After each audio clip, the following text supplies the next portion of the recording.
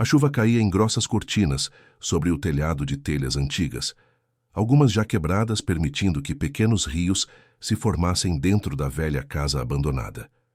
Joana apertou o xale gasto contra o corpo magro, sentindo o frio da noite penetrar em seus ossos. A escuridão do interior paulista tornava o inverno ainda mais rigoroso naquela região montanhosa de São Paulo, próxima à divisa com Minas Gerais. Há 3 meses, desde que Augusto falecera num acidente na pedreira onde trabalhava, Joana caminhava como uma sombra entre os vivos. Aos 32 anos, viúva e sem filhos, ela havia se tornado uma estranha até para si mesma. Quando o proprietário da pequena casa alugada onde moravam em Bragança Paulista exigiu que ela desocupasse o imóvel por falta de pagamento, Joana reuniu os poucos pertences que possuía numa mala de couro surrado e partiu sem destino certo. Seus passos a levaram até ali, aquela casa de pedra e madeira no alto de uma colina, afastada do pequeno povoado de São Francisco Xavier, um distrito quase esquecido. A construção, visivelmente abandonada há anos, parecia ser o único abrigo possível naquela noite tempestuosa.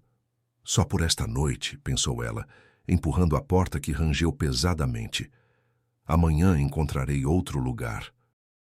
O interior da casa estava empoeirado e cheirava a mofo, mas ainda conservava alguns móveis cobertos por lençóis encardidos.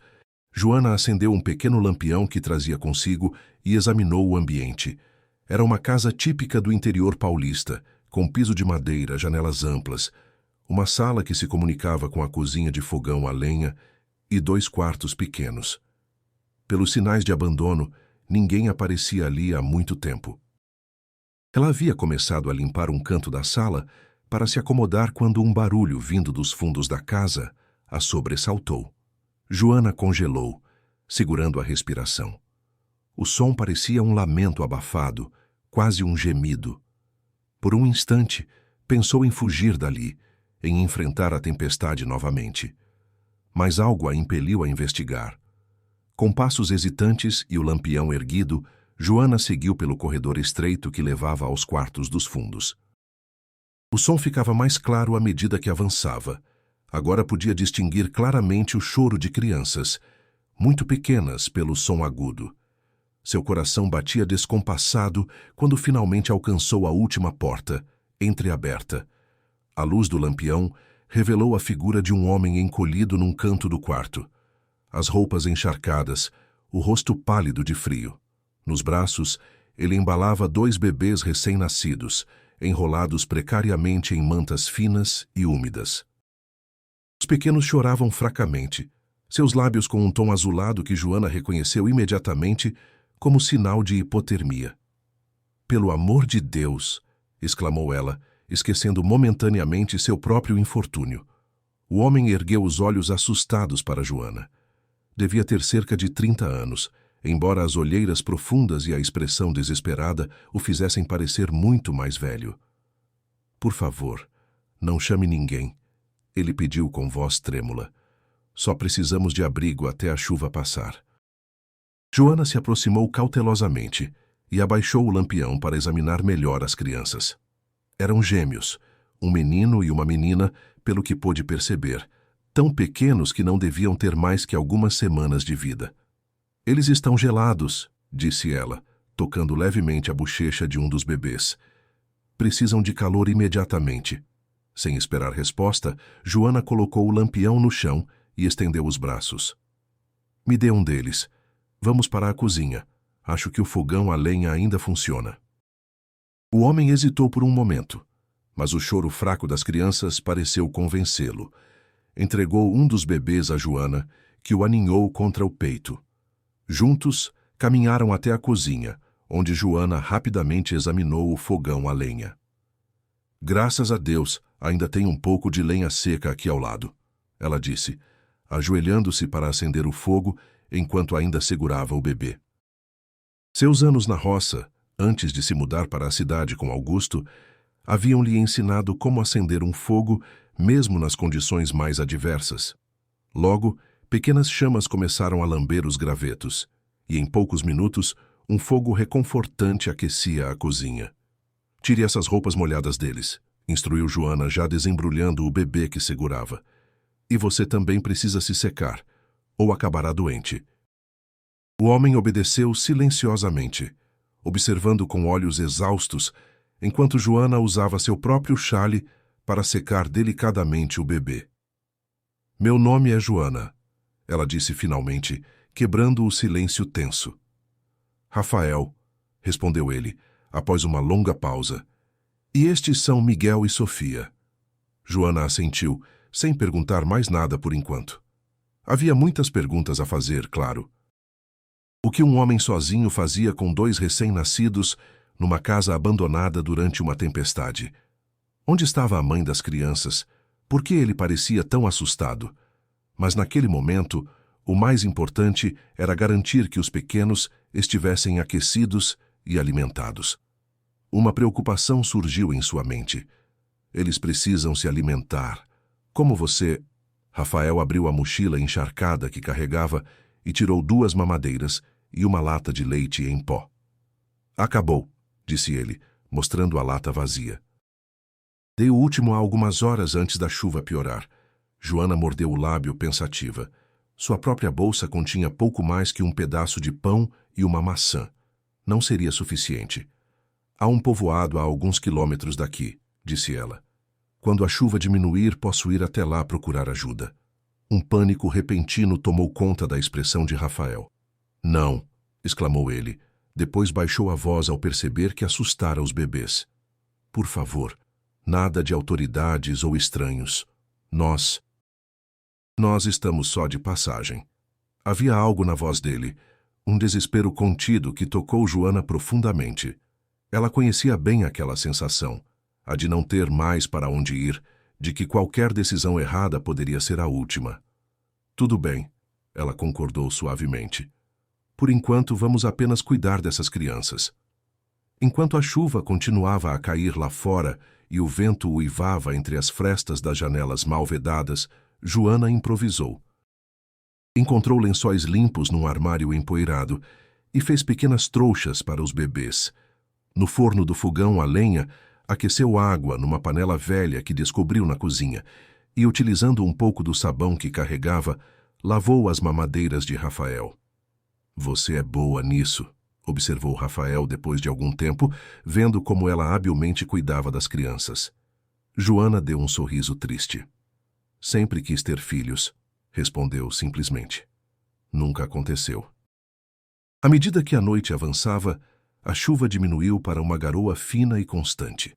Os bebês, agora secos e aquecidos, dormiam pacificamente enrolados nos lençóis improvisados. Rafael, exausto, cochilava sentado à mesa da cozinha, a cabeça apoiada nos braços cruzados. Joana observava aquela cena improvisada de família e sentia algo estranho no peito, uma mistura de compaixão, curiosidade e um sentimento que não conseguia nomear. Algo havia mudado naquelas poucas horas. A casa vazia, que seria apenas um abrigo temporário, agora abrigava 4 almas perdidas, unidas por circunstâncias que ela ainda não compreendia totalmente. Lá fora, os primeiros raios de sol começavam a romper as nuvens da madrugada, iluminando a paisagem molhada e verdejante das montanhas do interior paulista. Um novo dia estava começando, e com ele, Joana sentia. Também começava algo novo em sua vida. Nas semanas que se seguiram, uma estranha rotina se estabeleceu na casa abandonada. Joana havia decidido permanecer, pelo menos até entender melhor a situação de Rafael e dos gêmeos. Seu instinto dizia que eles estavam fugindo de algo ou alguém, mas Rafael mantinha-se reservado, revelando apenas fragmentos de sua história. Mariana, a mãe deles, faleceu no parto. Ele contara numa noite enquanto observavam as crianças dormirem. Estávamos sozinhos quando aconteceu. No hospital, fariam perguntas que não posso responder. Joana não insistiu, reconhecendo a dor nos olhos dele. Em vez disso, concentrou-se em tornar a velha casa habitável. Com o pouco dinheiro que ainda possuía, comprou mantimentos básicos na pequena mercearia do povoado vizinho, onde se apresentou como uma parente distante dos antigos proprietários, apenas verificando a propriedade. A casa, descobriu ela conversando discretamente com os moradores locais, pertencera a um casal de idosos que haviam falecido há anos. O único filho vivia em São Paulo e nunca aparecera para resolver a situação do imóvel. Com o tempo, a casa fora simplesmente esquecida. Rafael, por sua vez, mostrava-se habilidoso em consertos. Remendou o telhado nos pontos onde havia goteiras, consertou janelas quebradas e até mesmo restaurou o velho poço nos fundos da propriedade, garantindo água limpa. Nos momentos em que não estava ocupado com os consertos ou ajudando a cuidar dos bebês, ele desaparecia na mata próxima, retornando horas depois com frutas silvestres, mel e, ocasionalmente, um peixe pescado no riacho que cortava a propriedade. Os gêmeos, Miguel e Sofia, cresciam surpreendentemente saudáveis considerando as circunstâncias. A cada semana que passava, seus rostos ganhavam mais expressão, seus corpos mais força.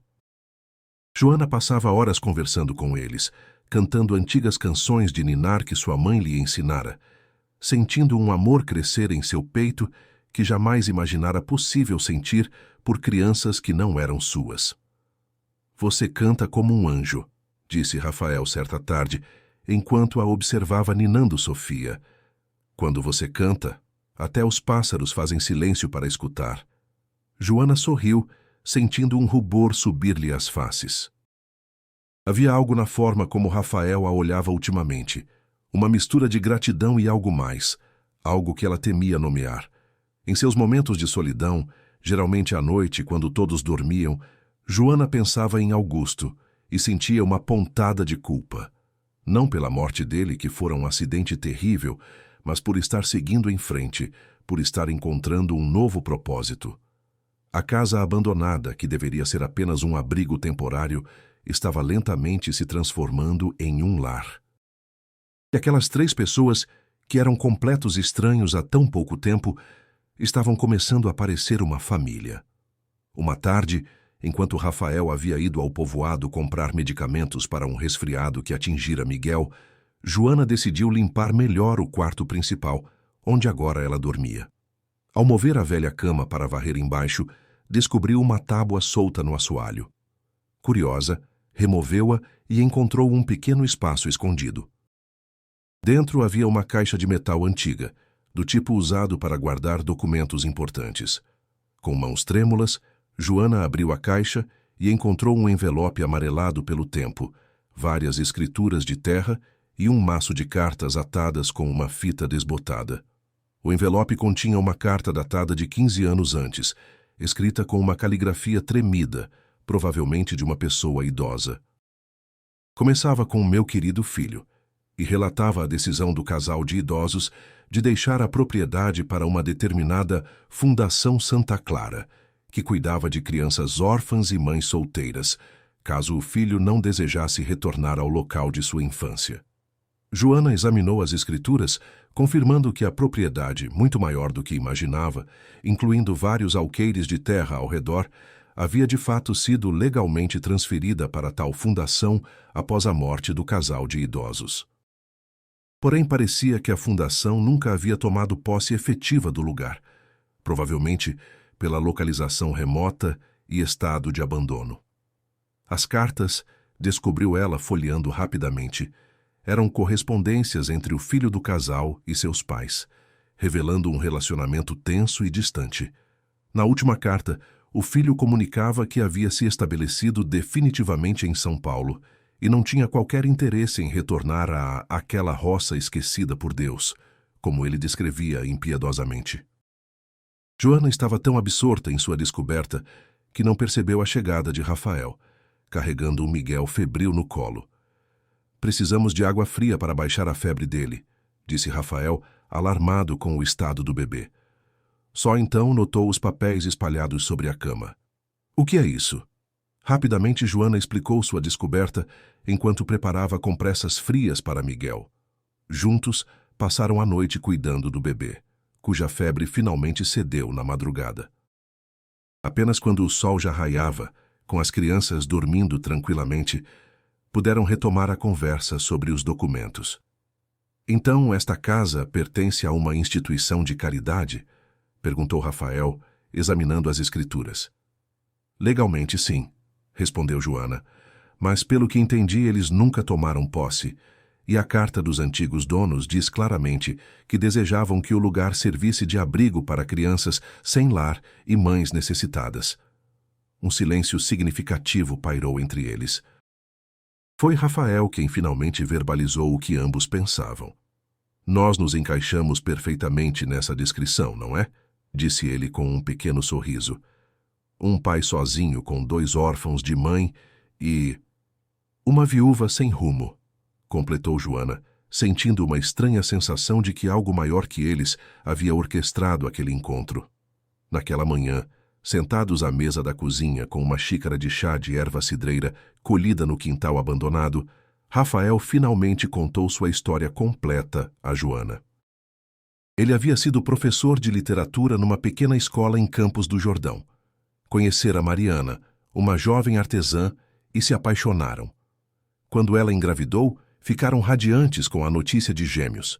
Planejavam casar-se após o nascimento das crianças.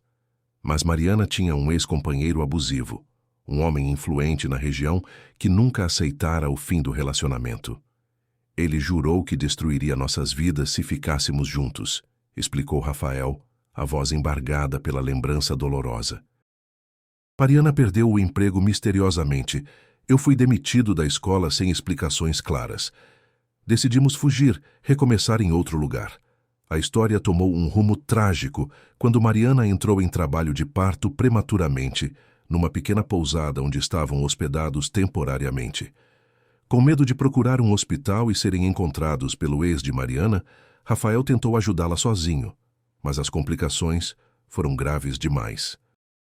Ela morreu nos meus braços depois de ver os filhos, disse ele, lágrimas silenciosas descendo por seu rosto. Suas últimas palavras foram pedindo que eu mantivesse as crianças seguras, longe daquele homem.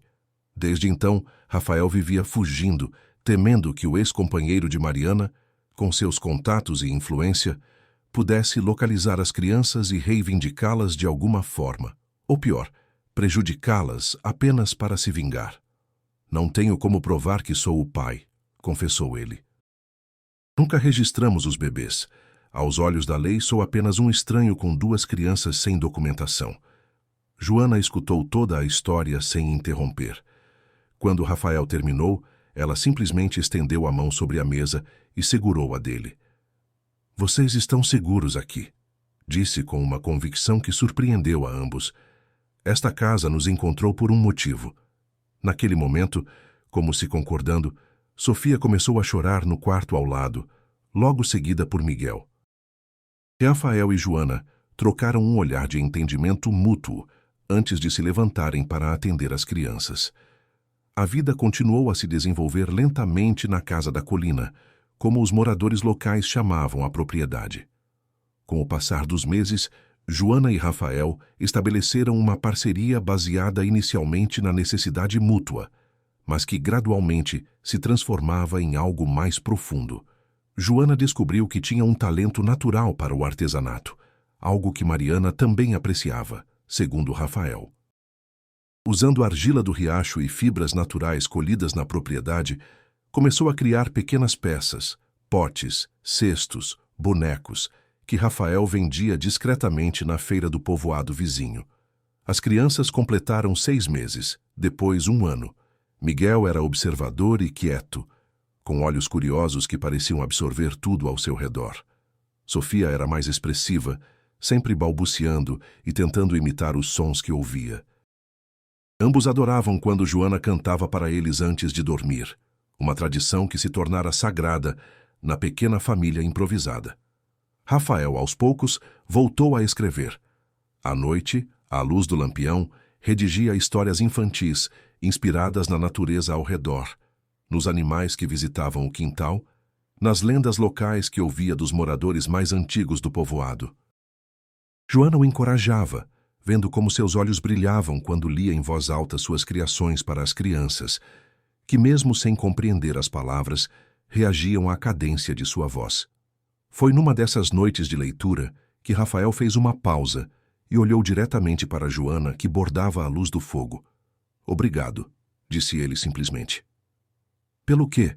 Perguntou ela, erguendo os olhos de seu trabalho. Por nos salvar, por dar um lar a estas crianças, por... Ele hesitou como se medisse as palavras, por me fazer acreditar novamente que existe bondade no mundo. Joana sentiu o coração acelerar. Baixou o bordado e respondeu com sinceridade. Foi você quem me salvou, Rafael. Eu estava perdida depois que Augusto morreu. Não tinha propósito, não tinha esperança. Vocês três me deram uma razão para continuar. Naquela noite, sob o céu estrelado do interior paulista, sentados na varanda remendada da casa que o destino lhes concedera, Rafael tomou a mão de Joana entre as suas. Não houve declarações grandiosas ou promessas eternas. Apenas um entendimento silencioso de que, dali em diante, enfrentariam juntos o que quer que a vida lhes reservasse. Os meses se transformaram em anos. A casa da colina florescia sob os cuidados de seus novos habitantes. O quintal, antes tomado pelo mato, agora abrigava uma horta produtiva e algumas galinhas. A água do poço, canalizada por Rafael através de um sistema engenhoso, chegava facilmente à cozinha e ao banheiro improvisado. As crianças cresciam fortes e saudáveis. Aos 3 anos, corriam pelo quintal perseguindo borboletas, ajudavam Joana a colher vegetais da horta e sentavam-se fascinadas ouvindo as histórias que Rafael contava. Para elas, aquela sempre fora sua casa. Aqueles sempre foram seus pais. Rafael e Joana haviam se casado numa cerimônia simples, realizada por um padre itinerante, que visitava ocasionalmente as comunidades mais isoladas. Não era um casamento oficial nos olhos da lei.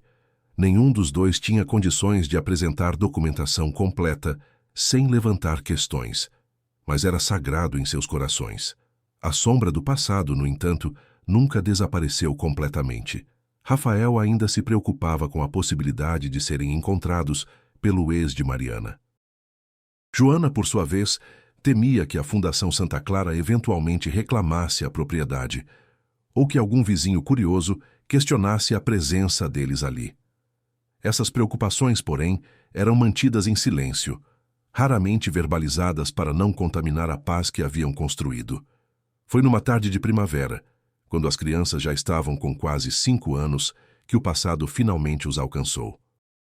Joana estava sozinha em casa com Miguel e Sofia, preparando uma conserva de tomates da horta, quando ouviu o som de um carro subindo a estrada de terra que levava à casa.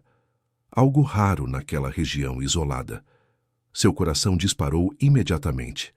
Rafael havia ido ao povoado vender algumas de suas peças artesanais e não retornaria tão cedo. Rapidamente, Joana chamou as crianças para dentro e instruiu-as a ficarem quietas no quarto dos fundos, como faziam sempre que estranhos se aproximavam. Pela janela da frente, Joana viu um carro oficial estacionar. Um homem de terno e uma mulher jovem de roupas simples mas elegantes desceram do veículo. Respirando fundo para acalmar o pânico que ameaçava dominá-la, Joana abriu a porta antes que eles batessem. "Boa tarde", cumprimentou com uma calma forçada. "Em que posso ajudá-los?" O homem de meia idade e expressão séria apresentou-se como Dr. Maurício, advogado representante da Fundação Santa Clara. A mulher, explicou ele, era a irmã Cecília, assistente social da mesma instituição. "Estamos fazendo um levantamento das propriedades pertencentes à Fundação", explicou o advogado. "Esta casa e o terreno foram doados há mais de uma década, mas por alguma razão nunca foram efetivamente incorporados às nossas instalações." Joana sentiu o sangue gelar nas veias. Era exatamente o que ela e Rafael mais temiam. "Entendo", disse, tentando ganhar tempo. "Meu marido e eu estamos cuidando da propriedade há alguns anos. Encontramos a casa abandonada e em ruínas. Temos feito melhorias constantes." A irmã Cecília, que até então observava silenciosamente, sorriu gentilmente. "E fizeram um trabalho admirável", comentou ela olhando ao redor. "A última vez que um representante da fundação esteve aqui, o lugar estava caindo aos pedaços." O advogado pigarreou, retomando o controle da conversa. "Mesmo assim, senhora?" Joana Silva." "Senhora Silva", Esta propriedade legalmente pertence à Fundação Santa Clara. Temos planos de finalmente utilizá-la para seus propósitos originais, um lar para crianças necessitadas e mães solteiras da região. Joana sentiu como se o chão se abrisse sob seus pés. Todos os anos de trabalho, todo o lar que haviam construído, a segurança que proporcionavam às crianças, tudo estava prestes a desaparecer. Nesse momento, como se sentissem a angústia da mãe, Miguel e Sofia apareceram correndo na sala, ignorando as instruções de ficarem escondidos. "Mamãe!" chamou Sofia, agarrando-se às pernas de Joana. "Quem são essas pessoas?" Miguel, mais tímido, ficou um passo atrás, observando os visitantes com olhos desconfiados. O advogado pareceu surpreso com o aparecimento das crianças. A irmã Cecília, porém, abaixou-se na altura delas com um sorriso caloroso. "Olá, pequenos", cumprimentou ela. "Que crianças lindas! São seus filhos, senhora Silva?" Joana hesitou apenas por um segundo antes de responder com firmeza. "Sim, são meus filhos, meus e do meu marido."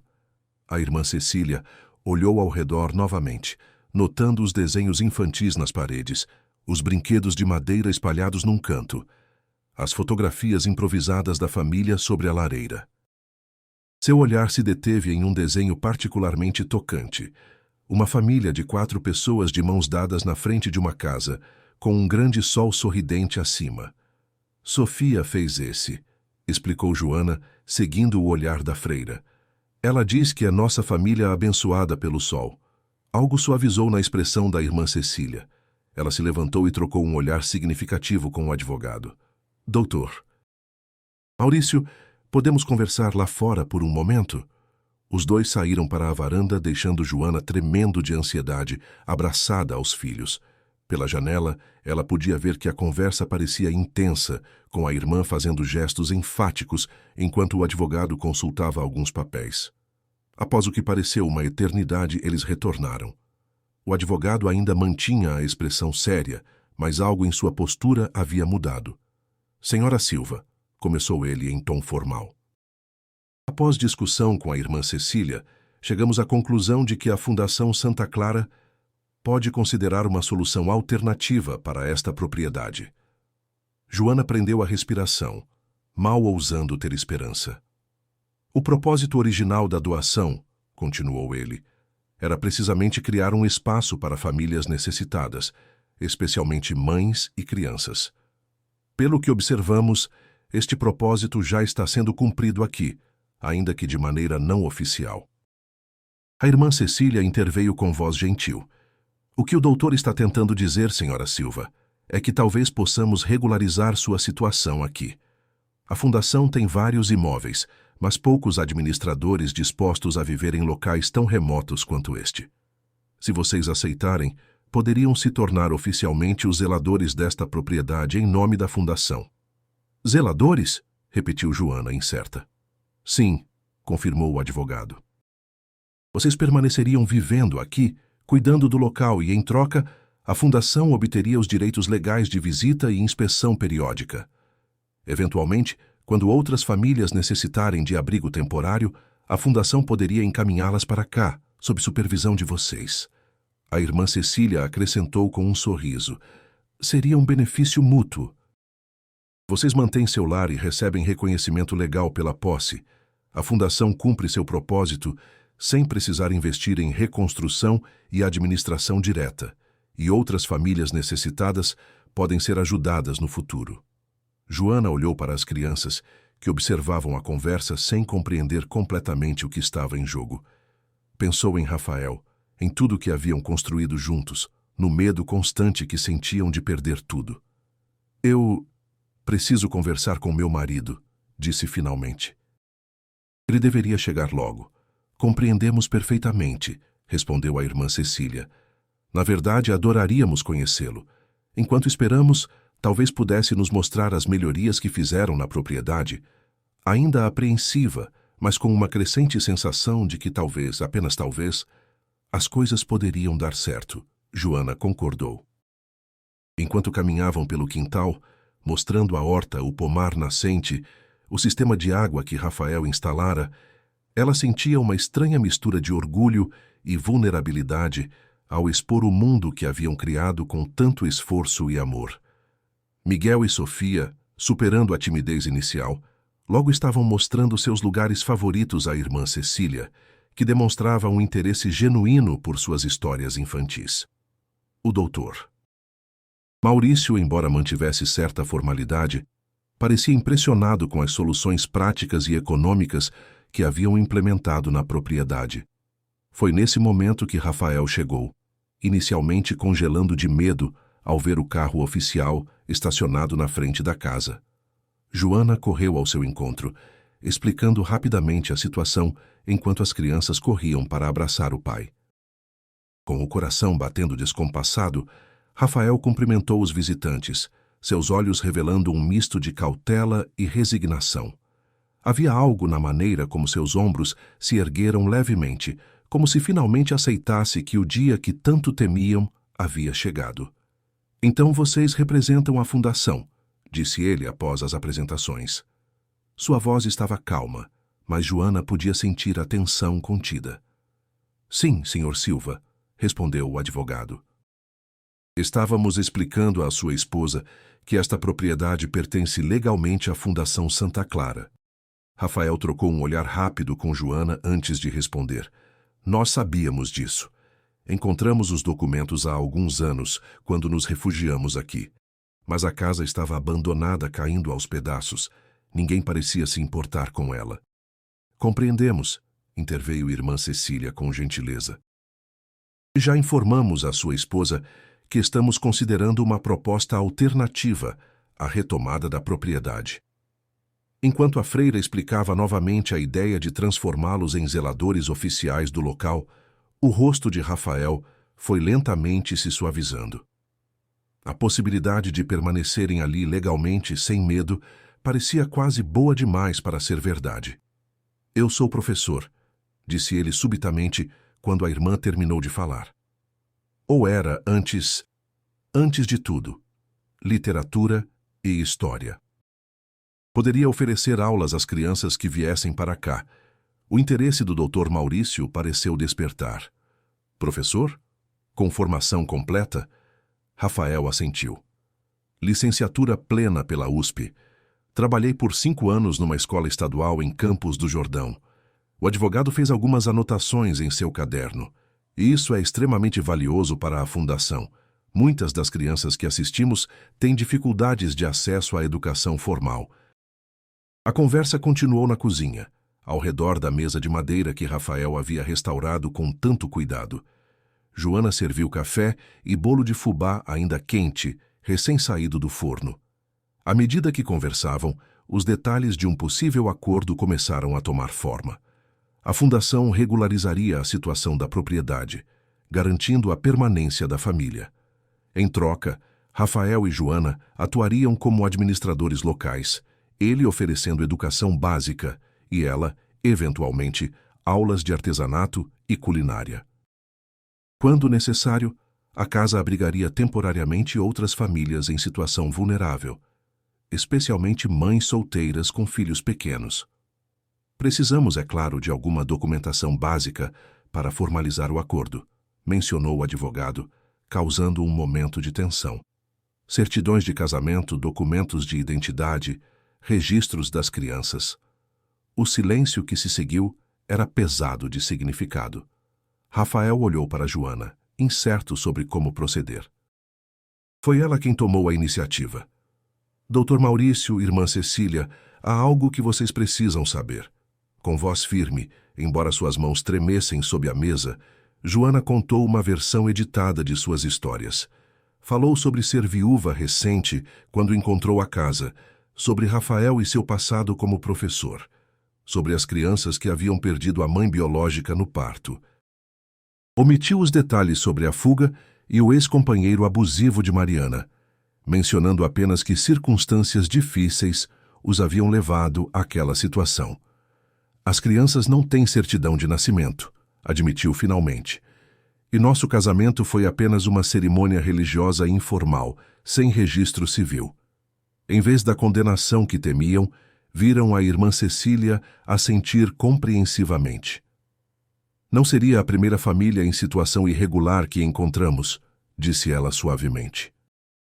Parte de nossa missão é justamente ajudar a regularizar essas situações. O Dr. Maurício parecia menos complacente, mas ainda assim pragmático. Existem procedimentos para esses casos, explicou. Registros tardios, reconhecimento de paternidade, regularização de união estável. Não é simples, mas é possível, especialmente com o apoio institucional da Fundação. Enquanto os adultos conversavam, Miguel se aproximou timidamente da irmã Cecília. "A senhora vai levar a gente embora?" perguntou com voz pequena, os olhos escuros arregalados de preocupação. A freira sorriu gentilmente e acariciou os cabelos do menino. "Não, Miguel. Ninguém vai separar vocês. Estamos aqui para ajudar sua família a ficar junta, não para separá-la." Algo naquele momento, a pergunta inocente da criança, a resposta gentil da religiosa, a tensão que lentamente se dissolvia, pareceu selar o destino deles. Joana sentiu lágrimas silenciosas escorrerem por seu rosto, lágrimas de alívio e esperança que havia contido por tanto tempo. Antes de partir, já no final da tarde, o Dr. Maurício e a irmã Cecília deixaram documentos preliminares para que Rafael e Joana analisassem. Comprometeram-se a retornar em 2 semanas, com papéis mais definitivos e orientações sobre como proceder com a regularização dos documentos pessoais da família. "Vocês criaram algo precioso aqui", disse a irmã Cecília na despedida, olhando para a casa simples mas acolhedora, para o jardim florido, para os rostos esperançosos das crianças. Algo que está perfeitamente alinhado com a missão da nossa fundação.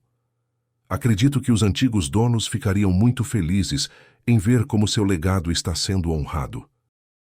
Quando o carro finalmente desapareceu na curva da estrada, Rafael e Joana se abraçaram longamente, as crianças se juntando ao abraço, envolvendo as pernas dos pais com seus bracinhos. "Acabou?" perguntou Rafael em voz baixa, ainda mal acreditando. "Realmente acabou o nosso medo?" "Acho que sim", respondeu Joana sorrindo entre lágrimas. "Acho que finalmente podemos parar de fugir." Naquela noite, com as crianças adormecidas, Rafael e Joana sentaram-se na varanda contemplando as estrelas que brilhavam intensamente no céu limpo da serra. Uma brisa suave balançava as folhas das árvores, trazendo o perfume dos jasmins que Joana havia plantado ao redor da casa. "Você sabe o que isso significa?" perguntou Rafael, segurando a mão de Joana entre as suas. "Miguel e Sofia finalmente poderão ir à escola, fazer amigos, ter uma vida normal. E você poderá voltar a ensinar", completou ela. "Fazer o que ama. E você terá seu ateliê de artesanato", acrescentou ele sorrindo. Aquela sala nos fundos daria um espaço perfeito. Juntos, começaram a sonhar com o futuro, não um futuro de medo e incerteza, mas de possibilidades e esperança. Planejaram melhorias na casa para acomodar possíveis famílias necessitadas, discutiram como adaptar o celeiro abandonado para servir como sala de aula, imaginaram a propriedade florescendo como um verdadeiro santuário para pessoas em busca de recomeços. Os meses seguintes foram de intenso trabalho e adaptação. Conforme prometido, a Fundação Santa Clara ajudou nos processos burocráticos para regularizar a situação da família. Não foi fácil. Houve questionamentos, exigências de provas, declarações juramentadas, mas finalmente, após quase 6 meses, as crianças receberam certidões de nascimento oficiais. Rafael foi reconhecido legalmente como pai, e a união entre ele e Joana foi formalizada como estável perante a lei. A propriedade, agora oficialmente chamada Casa Santa Clara da Colina, começou a tomar forma como um pequeno centro comunitário. O celeiro foi transformado numa sala de aula rústica, onde Rafael começou a dar aulas para Miguel e Sofia, logo sendo acompanhados por algumas crianças do povoado vizinho. Joana, por sua vez, iniciou uma pequena cooperativa de artesãs, ensinando técnicas de cerâmica e tecelagem a mulheres da região. A primeira família a ser encaminhada pela fundação chegou numa tarde chuvosa de outono. Uma jovem mãe de 19 anos, com um bebê de 2 meses, fugindo de uma situação de violência doméstica. Joana, ao recebê-la na porta, não pôde deixar de ver a si mesma naquela jovem assustada e perdida. "Bem-vinda", disse com um sorriso caloroso, ajudando-a com a pequena trouxa de roupas que carregava. "Você está segura agora." Com o tempo, outras famílias vieram e foram, algumas ficando apenas o suficiente para se reestabelecerem, outras permanecendo por meses até encontrarem um novo rumo. Miguel e Sofia, agora com 7 anos e frequentando a escola regular no povoado, adoravam a constante presença de outras crianças na casa, tornando-se pequenos anfitriões naturais que ajudavam os recém-chegados a se sentirem bem-vindos. Rafael, além das aulas que ministrava, começou a publicar suas histórias infantis através de uma pequena editora de São Paulo, que descobriu seu trabalho durante uma feira cultural regional. Os livros, ilustrados por um artista local, contavam as aventuras de 2 irmãos gêmeos que viviam numa casa mágica na colina, onde pessoas cansadas e tristes vinham para encontrar esperança e alegria. Em uma tarde particularmente significativa, quase 5 anos após a visita do advogado e da freira, Joana estava sentada sob a grande jabuticabeira que sombreava o quintal, observando as crianças brincarem. Miguel e Sofia, agora quase adolescentes, organizavam uma caça ao tesouro para 3 crianças mais novas que estavam hospedadas temporariamente na casa. Rafael se aproximou silenciosamente e sentou-se ao seu lado, seguindo seu olhar para a cena animada. "No que está pensando?" perguntou ele, notando a expressão contemplativa no rosto da esposa. "Em como tudo começou", respondeu Joana. "Naquela noite de tempestade, quando me refugiei nesta casa abandonada e encontrei você tremendo no quarto dos fundos, com 2 bebês nos braços e sem nenhuma esperança." Rafael sorriu, entrelaçando seus dedos aos dela.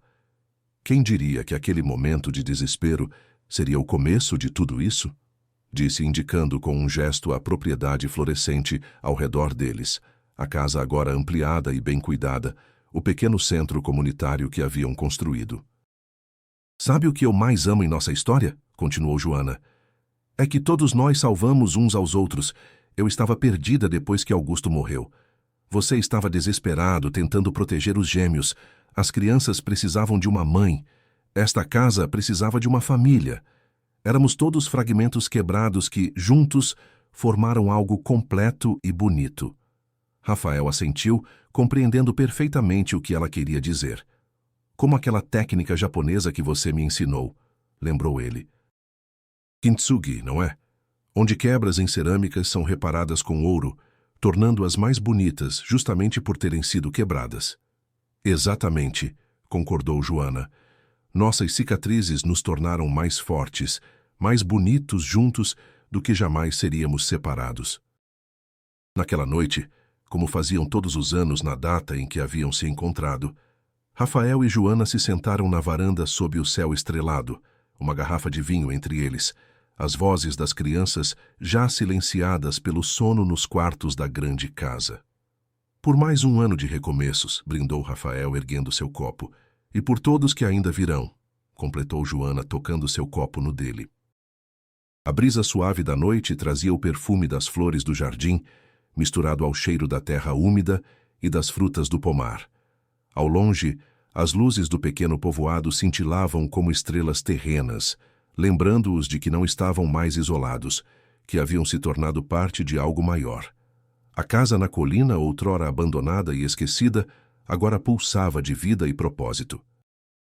E no centro de tudo estavam eles, Rafael, Joana, Miguel e Sofia, uma família forjada não pelo sangue, mas pelo amor, pela coragem e pela esperança compartilhada em meio à tempestade. O tempo, aquele mestre implacável, continuaria seu curso. As estações mudariam, as crianças cresceriam, novas famílias viriam buscar abrigo temporário na casa Santa Clara da colina. Mas algumas coisas permaneceriam constantes. O amor que haviam construído juntos, a força que haviam encontrado uns nos outros e a certeza de que os encontros mais significativos da vida muitas vezes acontecem nos momentos mais improváveis. Quando Joana se refugiou naquela casa sem dono numa noite de tempestade, nunca poderia imaginar que encontraria não apenas um desconhecido tremendo com 2 bebês e sem nenhuma esperança, mas também sua própria salvação, seu propósito e uma nova chance de construir algo belo a partir dos fragmentos quebrados de vidas interrompidas. Como dizia a inscrição que Rafael havia entalhado na entrada da propriedade, aqui os perdidos se encontram, os quebrados se reparam e a esperança floresce novamente. E assim foi, e assim continuaria a ser, por muitos e muitos anos.